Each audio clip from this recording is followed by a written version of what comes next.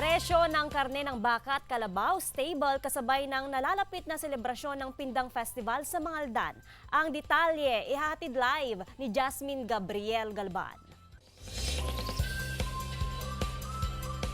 Jasmine. Good morning, Joanne. Good morning, mga kapuso. Kasabay ng selebrasyon o yung nalalapit na selebrasyon ng Pindang Festival dito sa Mangaldan, Pangasinan ay unti-unti na rin tumataas yung demand sa karne ng baka at ng kalabaw sa Mangaldan Public Market. Actually, sa monitoring ng Slaughterhouse Division ay tumaas na ng 10% yung kinakatay na kalabaw at baka araw-araw. Simula pa noong December 2023 ay umaabot na sa mahigit 30 heads ang kinakatay araw-araw sa Slaughterhouse Division. Malaking volume doon sa mga kinakatay ay dinadala dito sa Mangaldan Public Market, habang ang ilan naman ay dinadala naman sa ilan pang pamilihan gaya na lamang sa lungsod ng Dagupan. Sa ngayon ay sa kabila ng mataas na demands ay wala naman daw inaasahang pagbabago o paggalaw sa presyo ng karne ng kalabaw at ng baka, base na rin sa mga negosyante dahil so far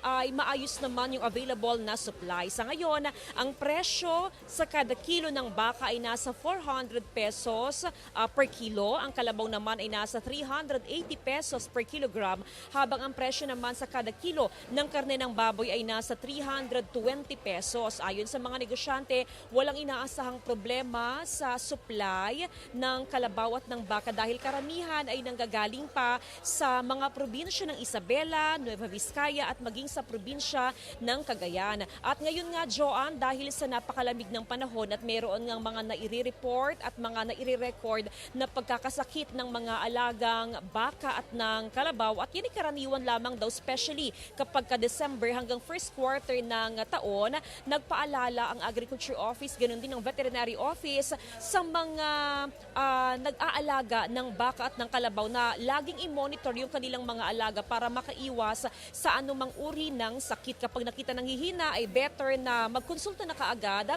nang sa ganon ay maagapan at makaiwas nga sa sakit ng kanilang mga alaga. Joanne? Maraming salamat, Jasmine Gabriel Galban.